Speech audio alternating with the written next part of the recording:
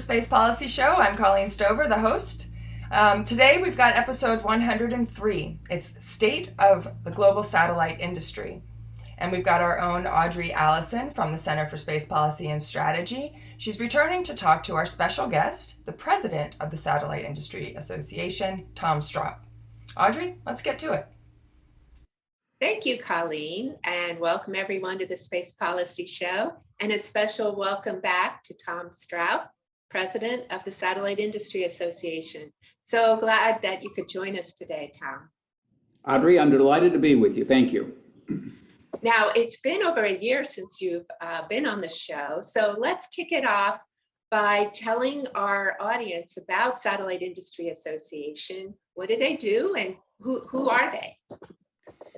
SIA represents the commercial satellite industry in the United States, where we advocate on behalf of our membership. We provide information to help educate policymakers. Our members are comprised of satellite operators, manufacturers, launch companies, and ground equipment providers, pretty much the full range of companies that have an interest in the satellite industry. We have members who have been involved in the industry pretty much since its inception, as well as new entrants into the industry.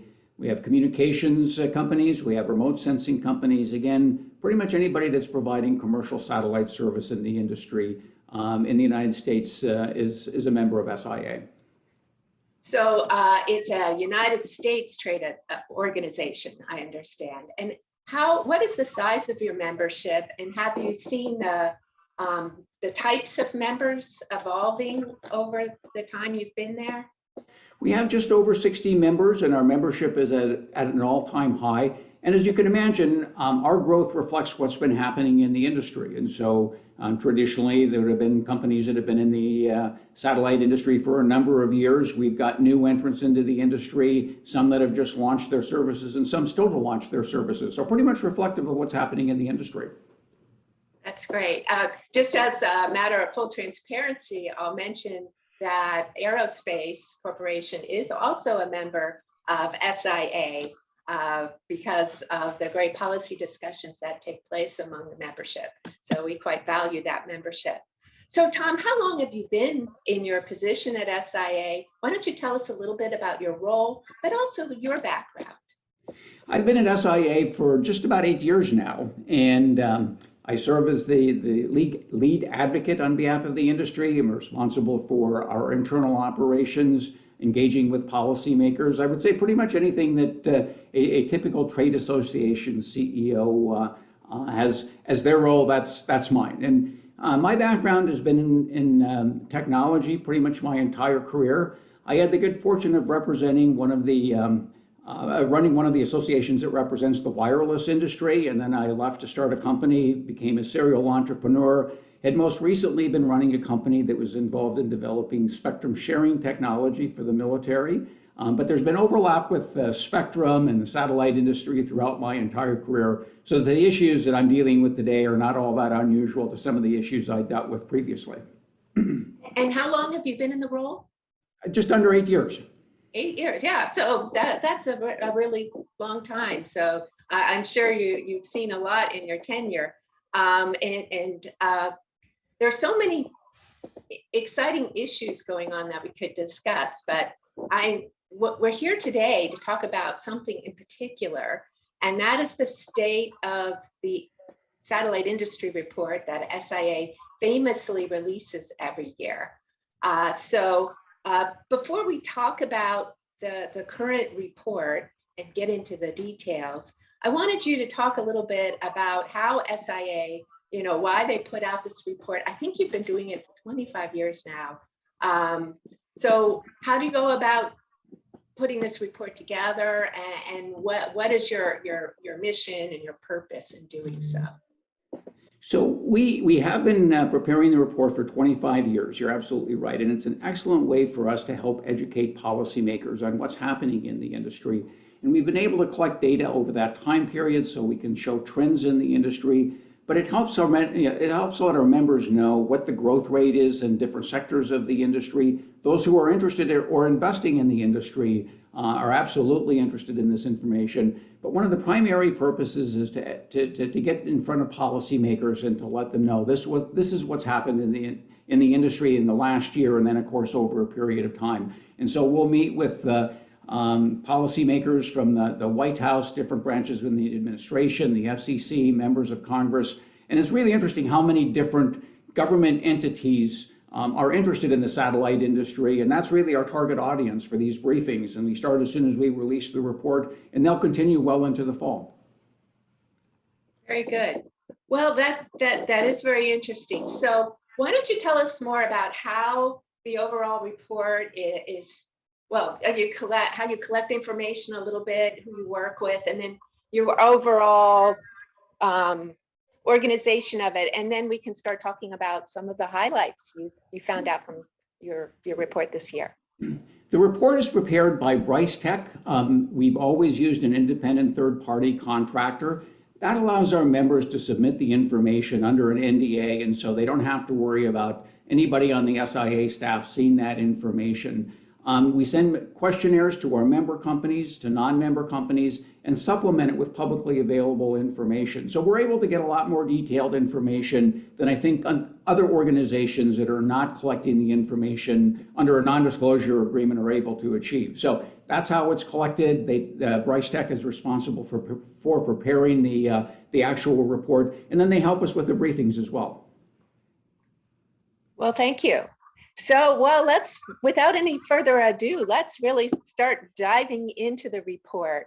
In terms of the top line findings, Tom, where do you want to start? The overall revenues of the industry? I'll let you pick. Yeah, let's start with the industry in context, I guess, and then we can get into revenues and then some trends, if that's okay with you, because we've been collecting data on the industry we talked about 25 years, but I think it's helpful to start by putting the satellite industry in context. We're part of the global space economy, and so the global space economy generated $386 billion last year, and that was an increase of 4%.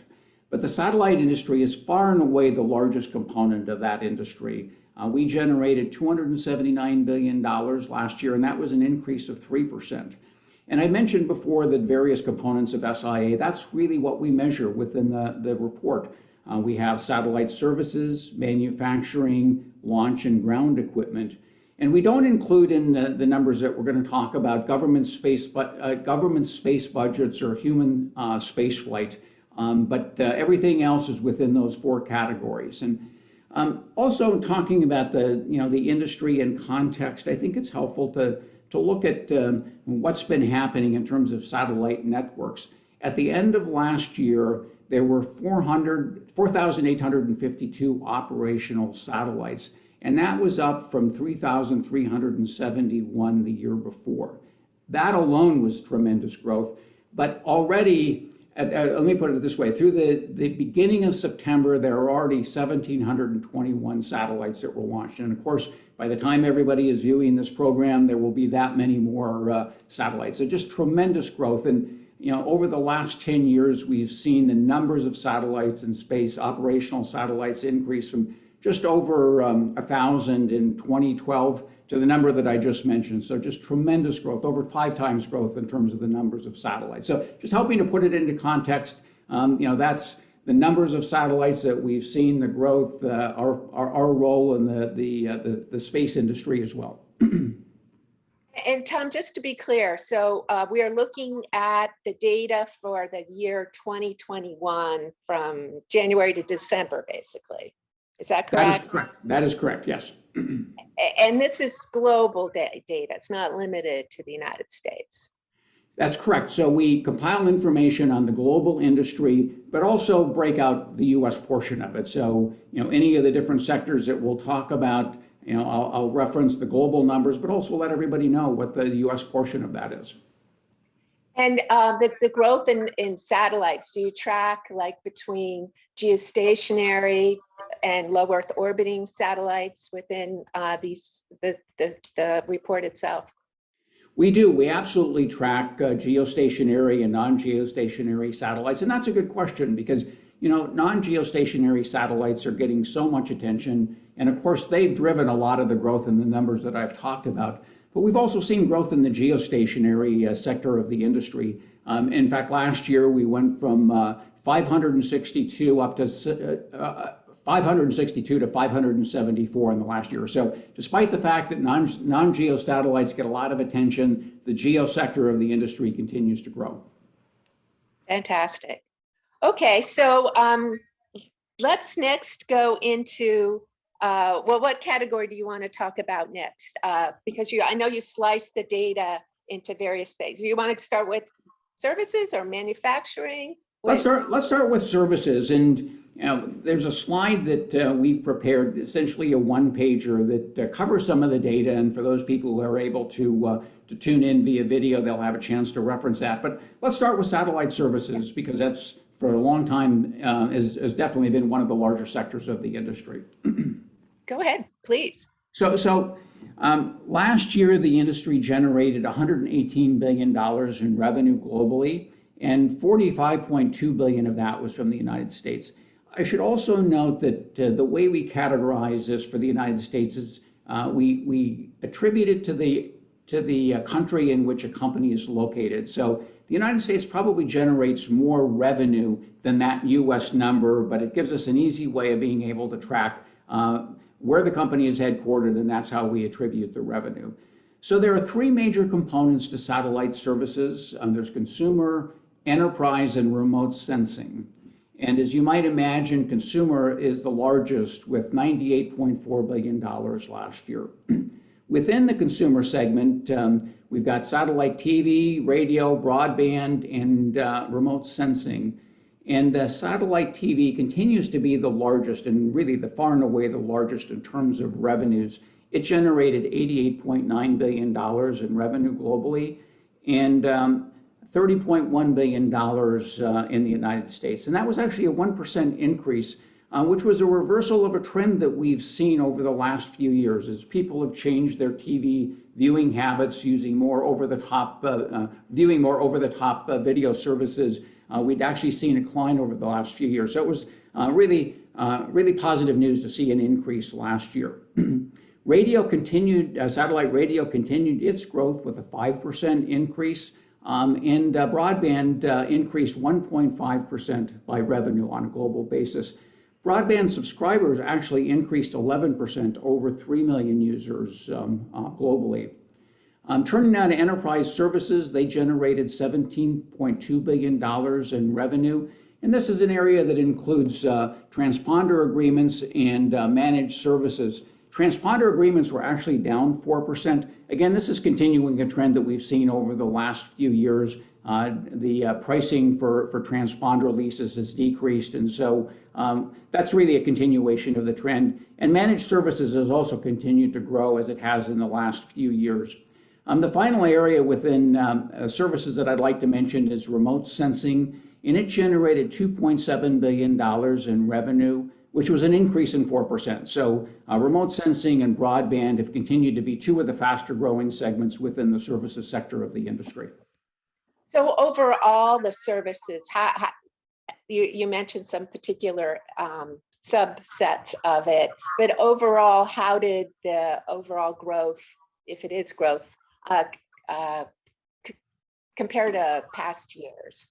Yeah, so it was up about approximately 1%. So and this is an interesting, we're going to talk more about this when we get into the dynamics of the industry, because there, in some ways, it's like from a consumer's perspective, you continue to get more for less money. It's almost the same thing that we've seen in other technology industries. So although there's variation from one sector to the next, as Ed mentioned, we'd seen pretty meaningful growth in broadband and remote sensing, television services, because it's such far and away the largest component of it. Any movement in that has an outsized effect on the overall numbers. But to answer your question, it was up approximately 1% last year. Okay. All right. Well, that's a great recap of services. Now, with all these new satellites we heard about, what does that mean for the manufacturing side of the business? So for manufacturing, we generated $13.7 billion in revenue last year, and that was a 12% increase in 2020. And this was driven by a 40% increase in commercially procured satellites. So we only measure those satellites that are commercially procured. So government satellites are not necessarily included in this. But the U.S. revenues were $7.5 billion, which was about 54% of total manufacturing numbers last year. And this was down from 65% in 2020. This is an area where we see a lot of fluctuation from one year to the next, because there are some what we would call exquisite high-value satellites that can drive the numbers from one year to the next. And I should also touch on the methodology that we use for satellite manufacturing, because we capture it in the year of launch. Some satellites are manufactured over several years. We don't have access to the progress payments that are made, and so just for consistency purposes, we capture the value of manufacturing in the year the satellite is launched. And so that's why we typically often see a variation from one year to the next. A couple other interesting points that I'd like to make is that 80% of the revenues came from government contracts, and so the U.S. government continues to be an extremely important customer of the industry, not only for satellite service providers, but also for our manufacturers. There are a few things that I think that are worth going through within this sector of the industry, both in terms of numbers and how they break out in terms of the different satellite services, but also the value. And so there were 1,713 commercially procured satellites that were launched in 2021. And that's 519 more than were launched in 2020.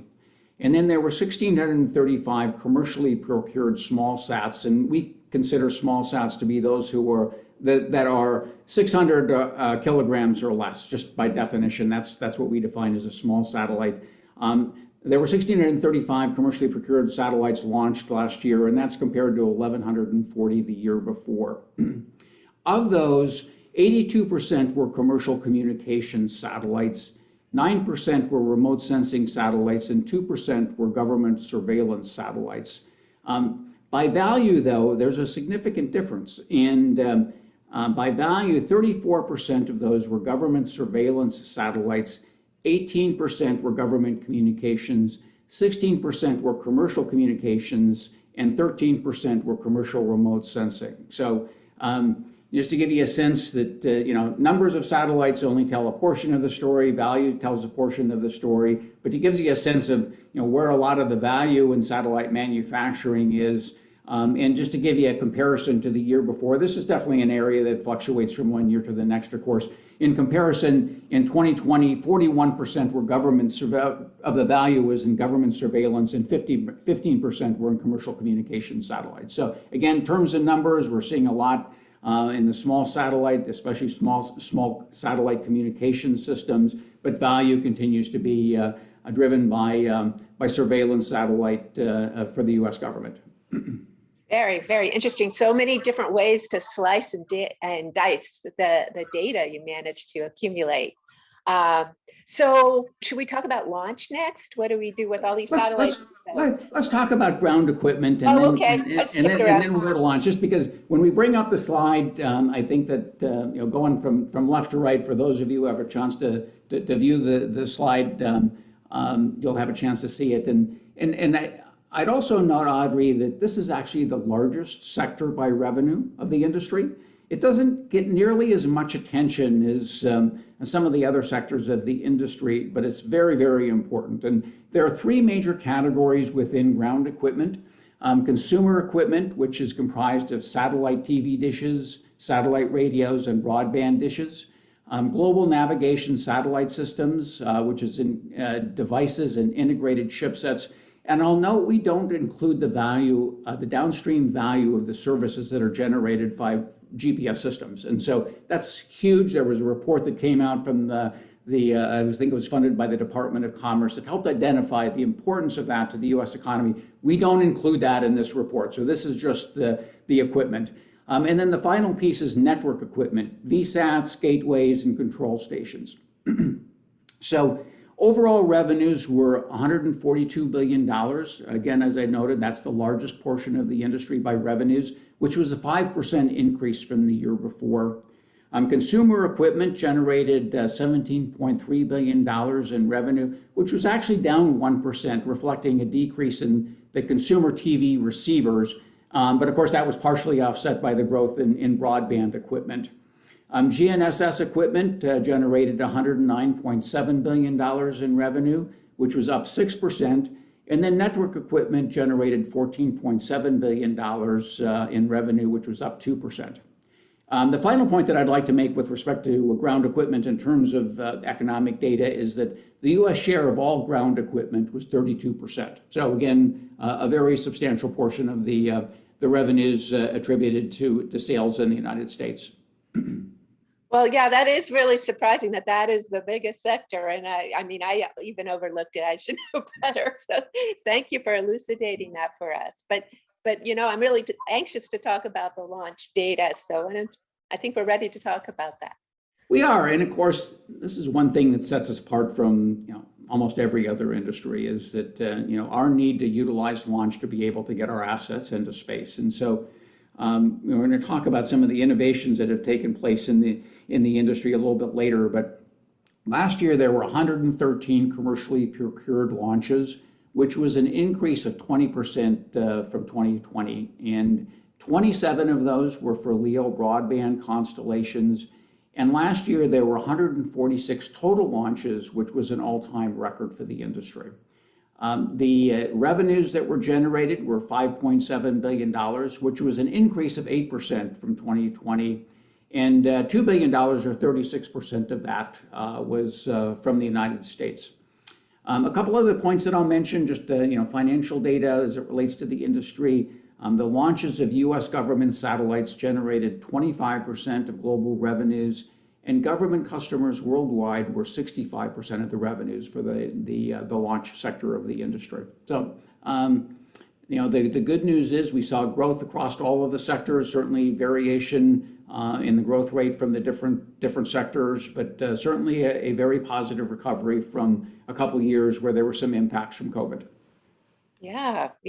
Well, I guess we shouldn't be so surprised as we track all the news in the industry sector by sector, but it's really nice to see the data all piled together and reflecting that reality and giving us a chance to really analyze it in all these different directions. So we really appreciate this, and I know there's a lot there.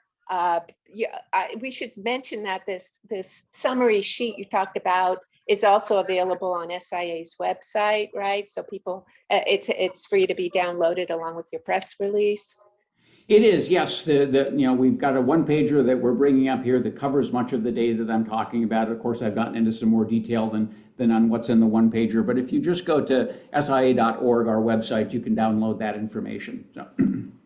So, and now that we've done the top line review, let's perhaps even more interesting is what are the big picture trends that the report talks about as a result of analyzing all this data?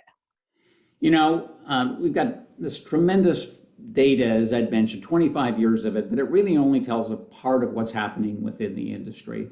And there's so much innovation and changing dynamics within the industry that we started adding some of the key trends to our State of the Satellite Industry report. Just because, as I said, the financial data is very important, but really there are a lot of other things that are happening in the industry that we really want to highlight when we talk to policymakers. And anybody who's interested in the industry, of course, is interested in this information. So, let me start with satellite manufacturing. And, we've seen improved capability of both small sats and geostationary satellites. And, that's been driven by the utilization of digital engineering techniques that are used in other aspects of the technology industry, use of software-defined payloads, increased miniaturization, and utilization of modularization techniques for constructing satellites. It's really interesting to see the range if you have an opportunity to visit different satellite manufacturers, from those that are manufacturing geostationary satellites to those that are putting up small satellites, just the range. But some of the techniques that are being utilized for the construction of small satellites are increasingly being used for larger satellites. So, that of course, allows for increased capacity for a lower cost. And so, as I mentioned previously, that this is an area where, just as we've seen in sectors of the computing industry as an example, what you're getting for an equivalent cost gives you much more capability and capacity than in years past. So those are some of the trends that we've seen within the manufacturing sector of the industry. Launch, of course, really the decrease in cost is really something that has helped accelerate the growth of the industry. And of course, we've seen more affordable launches, increased launch activity. And so if you're a satellite operator, you have access to more choices and more capacity than ever before. So this has been driven by some of the reusability and techniques for return of launch vehicles, as well as in-space transportation and improved deployment and separation technologies. As of the beginning of the year, there was a record 143 satellites launched on one launch vehicle. I mean, it's just tremendous to see that kind of capability being deployed by our industry. And again, it really helps drive a lot of the changes that we've been talking about in terms of the capabilities within the service sectors of the industry. Within satellite services, of course, last year we saw the beta deployment of PLEO systems. We saw more geo capacity leading to new services and more commercial remote sensing companies, services being provided, giving end users access to many more capabilities. A lot of this has been driven by progress in spot beam technologies, increased use of optical and intersatellite links, and improved sensors across the full array of remote sensing capabilities within the industry.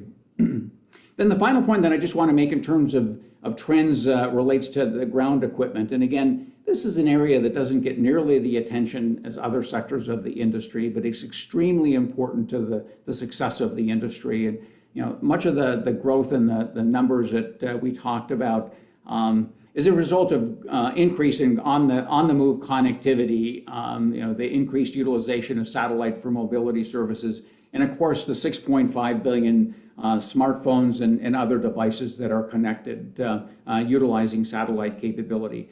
But we've seen significant innovation in flat panel and phased array antennas, in cloud integrated ground systems as a service, which have helped drive the move to connectivity and reducing the cost to entry. So today, if you're a new entrant in the industry, rather than having to build out your own ground system, you're able to utilize the ground equipment as a service capabilities of the industry. So those are just some of the trends that have been taking place, some of the innovations that have helped drive the growth in the industry. And of course, if you're an end user, what this means is that you have access to many more services, more capabilities. And I think, as we all know, the industry serves consumers, governments, industry, pretty much all sectors of the economy, and they're the great beneficiary of all of the innovation that's been taking place. So anyhow, those are just some of the trends that I think we seek to highlight beyond just the financial numbers that we've included in the SSIR over the last 25 years.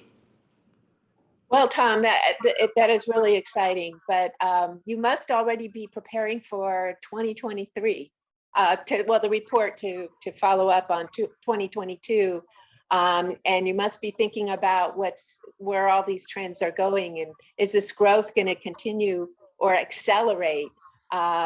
So are you already preparing for your next report? What can we expect?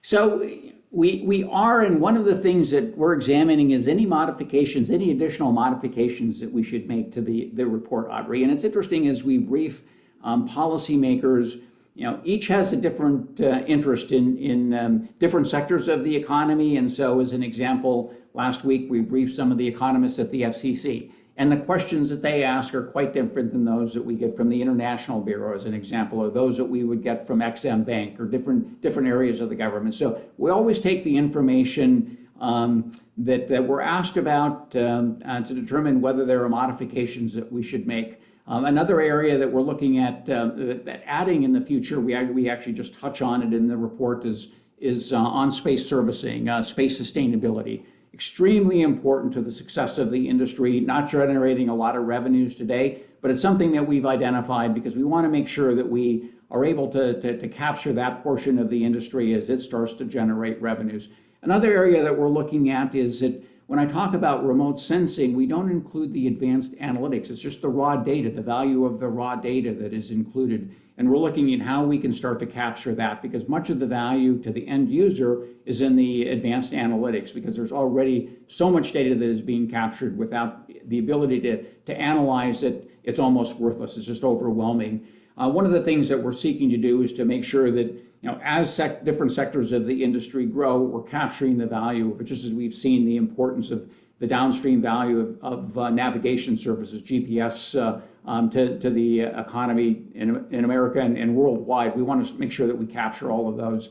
But of course, we expect to see the continued growth in the industry. I mean, I talked about the deployment of beta systems for the non-geostationary, the PLEOs. We're going to see revenues generated starting this year as companies have started to transition to commercial operations. It's interesting. We've seen much more recognition of some of the other sectors of the industry beyond communications. So I think that the war in Ukraine, as an example, has highlighted some of the capabilities of the industry, and it's unfortunate that it took a military action to show the capabilities of the remote sensing sector of the industry, but the imagery that was in papers almost a daily basis certainly has highlighted the availability of that information. So I'm expecting that we're going to continue to see the growth in the broadband sector of the industry, the remote sensing sector of the industry. So yeah, that's a very long answer to your question about are we preparing for next year and some of the things that I expect to see. Yeah, well, I'm glad you are. I was about to ask you about some of these topics, are tracking them. So the remote sensing growth and some of the new services we've seen in Eastern Europe will be captured then in your satellite services and remote sensing.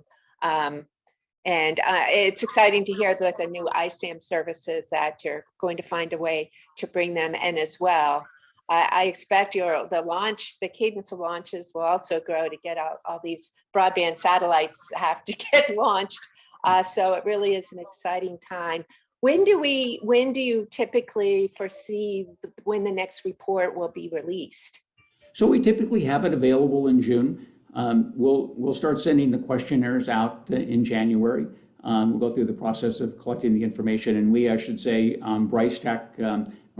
So we give them the information on our members' contact points and our members. They send the questionnaires out. They collect the data, go through the process of collecting it, provide a report to SI, and then we typically kick off the release of the SSIR with a report to our members. All SIA members get copies of the report. We also provide a briefing, so they have an opportunity to ask questions of the Bryce team, because SIA staff does not see the raw data very often. The questions can only be answered by the Bryce team. So typically we'll kick it off in the June timeframe. We moved it up a couple years ago when the satellite show, I think it was Satellite 2019, I believe, when it was held in May, and we were actually able to move it up a little more by about a month so that we could provide a kickoff report at that show. But typically it'll be in the June timeframe. Oh yeah, because satellite shows usually earlier in the year. Yeah. Well, that's good. Well, I hope next time you'll find time when all your briefings schedule that you can come back and tell us about next year's report. And I'm sure our live audience is going to have a lot of questions for you. But I just wanted to ask you, looking back over this last year, was there anything that just really surprised you or struck your fancy? I think that's a great question, Audrey, and certainly one of the biggest surprises was the growth that I mentioned in consumer TV services. So again, that was up contrary to what you hear, isn't it? In the press, anyway. It is, and so again, there's been a trend, and it's affected cable companies. It certainly hasn't been limited to satellite companies. That was probably the biggest surprise to me, was that we'd seen an uptick after a few years of declining revenue numbers. And again, as I'd mentioned before, it's such a big number relative to the overall services within the industry, that it helps, it drives the numbers one way or another. But that was probably the biggest surprise for me last year. Well, good. Well, like I said, I definitely would hope you can come back with us about the 2022 State of the Global Satellite Industry Report. But also, I know SIA is dealing with so many legal, regulatory, all kinds of export issues. And I hope that we can bring you back on the show soon to talk about some of the other important advocacy work you're doing on behalf of the industry. Audrey, I love talking about the industry, and we have a number of different activities that are taking place before Congress, the FCC, the Commerce Department. I always look forward to talking about it, and I welcome the opportunity to come back and join you. Okay, well, very good. Well, thank you, Tom, so much. I hope everyone enjoyed today's conversation. And Colleen, I'll turn it back over to you. Wow, thank you both. The SIA report is always so informative. And of course, members can download for free, but we had the SIA president give us a little inside knowledge. So everyone, please go to our website, csps.aerospace.org/space policy show. You can subscribe there to our newsletter. You get information about new shows and our research papers. You can always follow us on your favorite podcast platform. Stay tuned for our very own YouTube channel that you can also subscribe to get notifications about new shows. Thank you to James Liggins, our technical director, as always. See you next time.